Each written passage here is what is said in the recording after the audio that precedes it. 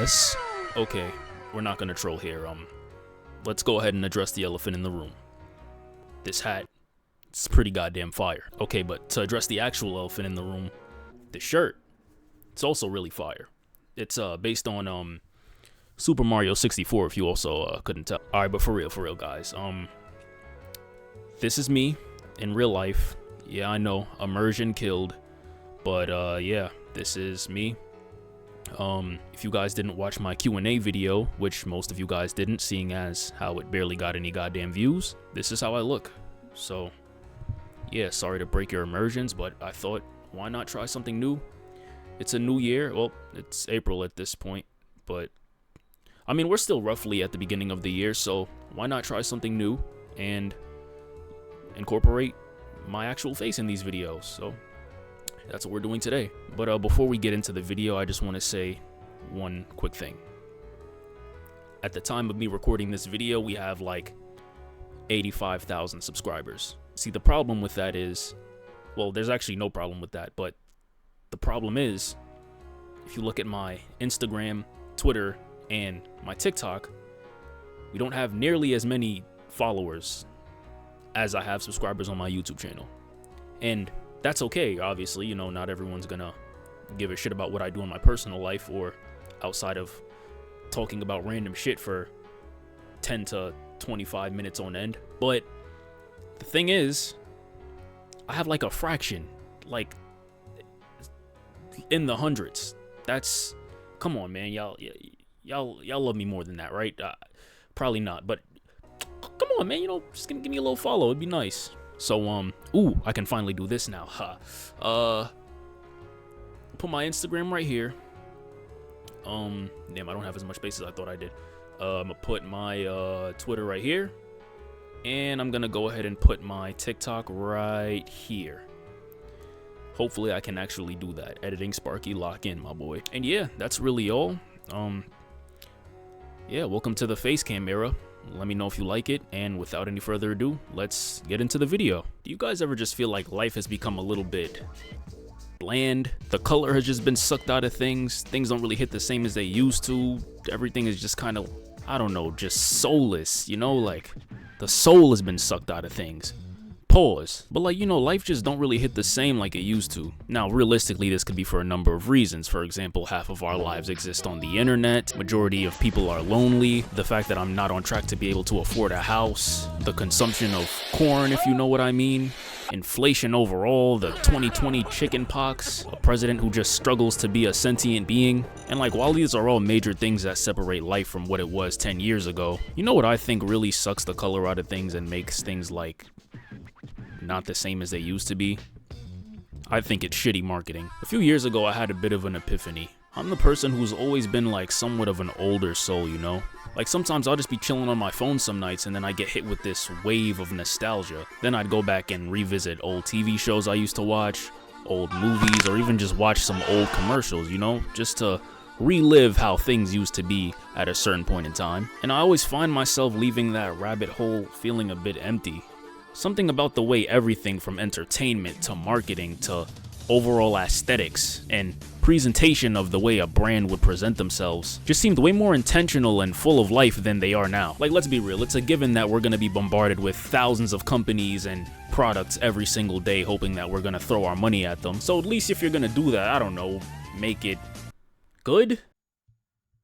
Oh, hey thousands of people, didn't quite see you there. Sorry to interrupt the video, but I kind of feel like I need to relay some information. The other day I got kind of curious and I said, you know what? Let me try Googling my friends and my family's email addresses, names, and other random information just to see what would pop up on the internet. To my not so much shock, there were a bunch of things that actually came up that had their information, from links to websites. It's all out there for anyone to enjoy if they're willing to make the search for it. Now, I don't know about you guys, but this personally would make me feel very uncomfortable. Unfortunately, the reason this happens is because data brokers sell your information to scammers, spammers, and pretty much anyone else who may want to target you. They get your name, your email, your home address, health records, even find your relatives. It's all out there. That's why I've been using Aura. the sponsor of today's video. Aura shows me which data brokers are selling my information and automatically submit opt-out requests on my behalf. Cleaning up my information not only helps reduce the amount of spam I get, but it protects me from hackers who could use this information to help them access my social media accounts, bank accounts, and other sensitive information. Now, I don't know if you guys heard about this, but AT&T recently revealed that over 73 million customer records from both existing and former customers were released onto the dark web. They recommended that those affected either use strong passwords, monitor account activity, even consider credit freezes or fraud alerts from other credit bureaus. Well, Aura does all this for me, and best of all, I don't have to download several different apps because a company couldn't keep my data secure. Now, I never used AT&T, but if I did and my data was leaked in this breach, I would literally have nothing to worry about because Aura is always on, doing the job of keeping my data safe. Please don't go through this, guys. Companies go through data leaks and breaches every single day. Don't fall victim to it. I value my privacy and I value yours. Go to aura.com/sparky to start your 2-week trial. The link is also in the description, as well as a huge thank you to Aura for sponsoring this video. So it's only human that I kind of have to compare these things to how they are. So it's only natural that I have to compare a company and how they are now to, oh my god, fuck. After I do that, it's only natural that I have to compare how things used to be with the way a company used to present themselves to how they present themselves now. And well,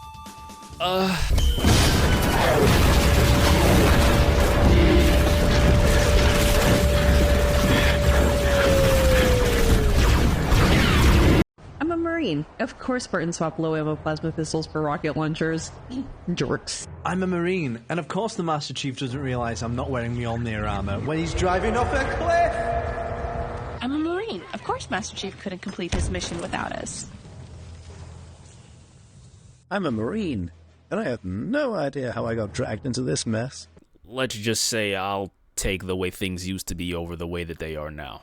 No contest. And not in a way that old people try to convince us that our generation has gone soft because we don't like to fight wars in our free time. Or your uncles will try to convince you that watching a bunch of plumbers, carpenters, and floor waxers play basketball is better than watching a 2K15 7-3 demigod in real life. Nah, I mean, like, objectively, I really do think things were better back then. I am kind of blinded by nostalgia. Oh my god, what the fuck am I talking about, bro? But I really do think things were better back then. Now, usually when you bring this up to people with really anything talking about how things were better during my time, they usually either agree with you or they don't agree with you and just shut the fuck up, or they don't agree with you and they tell you the only reason you feel that way is because of nostalgia. Every generation is blinded by nostalgia. That doesn't necessarily mean that anything was inherently better. And I'm not gonna lie, I'm somewhere in the middle. I'm 100% willing to admit that a lot of the reasons I probably do feel the way I feel about these things is because I grew up with things being a certain way, and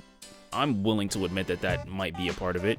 Like, these are the cartoons that I grew up with, but then there are some people that grew up with this, and some people who even grew up with this. And not only did they grow up with it, they probably think it's better. Hopefully you don't actually exist, but for the sake of just sheer... I don't even know why the hell I said that. So I'm really trying to be particular when it comes to making my points, and I'm not trying to just complain about things simply because things are just different, right? Change is natural, and change is something that I agree should 100% be embraced. However, I've really just been paying attention to the way that companies present themselves now, and it's kind of disappointing. Whether people notice it or not, there's a huge difference with the way a company was willing to present themselves back then compared to now. The unique, identifiable logos, sounds, and architecture, and us. My fucking god, bro, what the fuck? The unique, identifiable logos, architectures, sounds, and aesthetics that welcomed you with a warm sense of Jesus Christ, bro. Unique, identifiable sounds, logos, architecture, aesthetics that welcomed you in with a warm sense of familiarity and effort that used to say, welcome, a new adventure awaits, turned into flat, bland, cookie-cutter corporate garbage that says, you already know what it is. We don't have shit to prove to you anymore, and you're gonna give us your money regardless, so fuck you and buy our shit. The bold, immersive visual spectacles that we used to call commercials that oftentimes even went as far as to tell us stories to make us feel connected to what it is that we were purchasing, regardless of whether mama can afford it or not, turned into this shitty, mind-numbing, memeable garbage that if you show 10 people, 9 of them couldn't even tell you what it is that they're trying to promote. And honestly, I find it insulting. And yeah, really that's what this video's about. I'm not very prepared on how I'm gonna format this, so I'm just gonna start talking about logos, I guess. Logos here, yeah, fuck it. Be real here. Logos are like literally one of the most essential parts of a brand. It's oftentimes the first thing you see. Before you even know what the service is offering, you have to have something to look at, and that is the logo. Now, I understand the trend of opting for a minimalistic approach when it comes to logos, within reason. Like, for example, Apple, Google. Their logo rebrands made sense, right? When you think of Apple and Google, you think of simplicity, innovation, and most importantly, you think of modern day. So it makes sense for them to take minimalistic approaches when it comes to their logos. But why does it feel like it's a trend to just have a boring ass logo? It doesn't work for everybody. I think a really important aspect of being a company is playing into what your appeal is. Or at the very least, just not losing touch of what made your company so successful in the first place. There's a fine line between a clean design and losing an essence of what made the brand so unique. I already kinda don't want to eat at Burger King, but when I see this logo, it invokes a little bit of nostalgia in me, and also, I think it's a pretty solid logo in general, right? When you see it, you think Burger King. It's just always kinda how it's been. But then they change it to this, and it's just like, sure, but like, why? Volkswagen just got flattened. Firefox isn't even a fox anymore. It's just colors. Could someone please tell me what this is now? Petco used to have an appeal to where even if you didn't hear of Petco, you could look at the sign and say, okay, I'm looking at some animals. They look friendly. I'm in there. Go look at the fish that you can afford, because probably can't buy a hamster or whatever. And now it's just Petco. And then Pringles, man. What did they do to my son Pringle, man? He lost the hope in his eyes. What was better about this compared to the old logo? Like, why did they feel that this was okay to do? It's not different enough to be able to say, okay, at least we made a significant change. It's like they just made him unhappy. The jokes just write themselves for this brand. My man lost his hair. But then again, I guess it kind of makes sense. People were using those Pringles cans for things that, needless to say, they should not have been used for. Let me just make clear again, I'm not opposed to change. Once again, I think change is 100% necessary to be able to elevate and innovate. But it's gotta be changes that make sense, guys. Then of course we can talk about how just any designer brand logo just looks exactly the same. Before you even look at a piece of clothing from a collection, you don't even know what to expect anymore. Like, who are we appealing to? Who's the new market? Who are the new people that we are trying to get in the door? Even a point where Gap changed their logo to try to appeal to a wider audience, I guess. You know what they all say. And they got so much backlash to the point where they literally had to pay millions of dollars to change their logo back to what it was before. What a waste. Honestly, so many more examples I can give, but you guys kind of get the point. It sucks. Removes the essence of what the brand originally was and stood for, represented, greatly removes the essence of the brand as a whole. And while I do think it's justified for some companies to do it, I think there is a right and wrong way to go through a logo change. More often than not, it's just pointless and stupid. And I get it, it saves money and in theory appeals to a wider audience, but I don't know. Most companies, they just haven't done it that well to me. Now let's get into the meat and potatoes of this, man. Commercials. Another very important aspect of what makes a brand, right? After you see the logo, you go home, you turn on your TV or you go to YouTube and the brand says, okay, you've seen what we look like?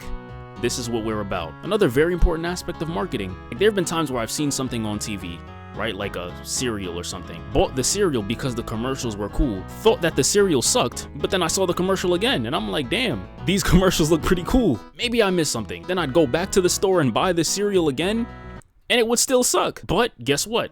The commercials got 2 sales out of me because they were good. They were creative. As I mentioned earlier, oftentimes they'd even go as far as to storytell or just be funny, or sometimes the commercials would just be playing for so long they just became iconic, like the M&M's Christmas commercial that has played every single year since sometime in the 90s. Especially being a kid, man, commercials were just, I know at the time we didn't like them because it's like, oh, you're interrupting our show to show us some stuff, but sometimes we were pretty interested in what it is we were being advertised, whether it was a toy, some sort of food, even like a movie or a video game. The commercials would get us hype and introduce us to the product in ways that, even if we didn't have the product, remain synonymous with culture as a whole. Does this sound familiar, guys? Empire Today. Probably not. But then you watch and listen to this and suddenly it's like, oh shoot, I know this. Right now, needless to say, they're just not cooking. Every commercial just feels like it's either trying to be a meme, appeal to what they think is going to be the entire world audience, or what they think is going to be funny. It isn't funny. It's either some celebrity just blankly staring me in the eye telling me that I should buy their product, some colorful commercial with a bunch of people just not being funny, relatable, or just realistic people at all, or it's a bunch of woke Greenwich Village yuppies that tell me how much their life has changed because of this product. It's just so lame, man. Like, there is a reason why people look forward to the Super Bowl every year. Other than the football, of course. It's the commercials, because we like to see creative commercials, man. We do. We like to see things that are gonna make us laugh. We like to see things that are gonna invoke an emotion in us. We like to see things that we indulged in as kids. But what do we get? This freaking DoorDash ad. I hate this ad so much. I hate it. I hate it. I hate it. It doesn't even really make sense to me why this went viral. Like, it does, but at the same time, it doesn't. It's not funny. It's not thought-provoking. It doesn't even make me feel anything, but just emptiness. And it went viral, I'm pretty sure, because it was just cringe. And they ate that shit up and they thought, you know what? We need more of this. But unfortunately, it's like, once again, and as I was saying earlier in the video, if I go up to 10 people outside, as popular as this commercial is, and I say, do you guys have any idea what this is trying to advertise? They probably couldn't even tell me. And every brand just goes for this flat style, and it's just, I don't know, man. It sucks. In this segment, we're going to talk about aesthetics and architecture. Another big reason why we feel connected to a lot of these brands. Even down to our gaming consoles. When you went to the Wii, you got a certain feeling. It was like a family-friendly, futuristic, innovative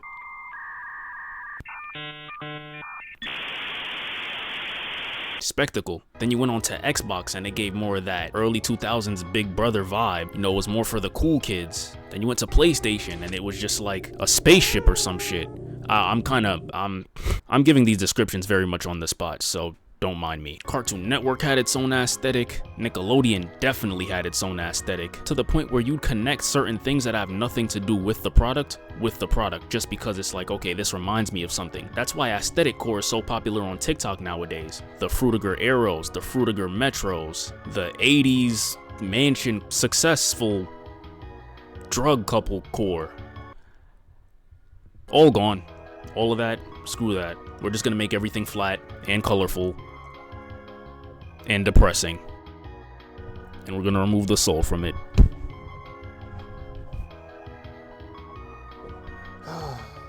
Architecture. Now, this one I mainly connect to fast food. You guys know I used to go to McDonald's and you used to see those golden arches and get that excited feeling in your stomach. And then you used to see this restaurant that just said like, come in, man. It's time to be a kid. If you're a parent, it's time to make your kid happy. You're gonna get a toy, maybe play around a little bit. Yeah, screw that now. Just come into this box and get some food that doesn't taste as good as it used to, is way more expensive than it used to be, and our ice cream machine is about to be broken. I don't even look at some of these restaurants and think I want food. I feel like I'm about to get some sort of reconstructive surgery. When I look at Taco Bell back in the day, I'm thinking, okay, I'm about to get me a Doritos Locos Tacos with a Baja Blast, and it's gonna be delicious, and we're gonna have a good time. And then when I look at this, I think, well, it's time to put some spikes on my wheels and Saints Row. And yeah, that's pretty much all I gotta say about that. But why is this detrimental exactly? Aside from the sheer aesthetic disappointment, it really just alienates the individuality and the identifiability of a lot of these companies. At the end of the day, while change can be good, I think it's very essential to not lose sight of what made a brand unique and beloved in the first place. There's times when it's okay, and even oftentimes a good move, when these companies make these significant changes to their brands.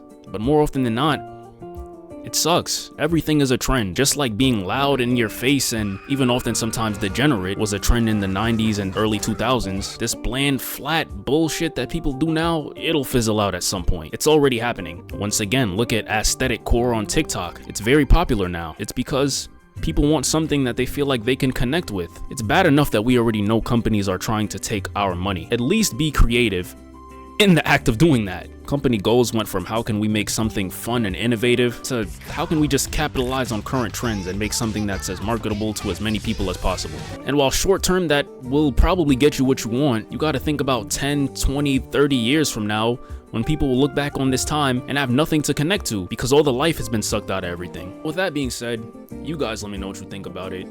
And also just let me know if you enjoyed this video. Yeah. I didn't really plan too much for this if you guys couldn't tell.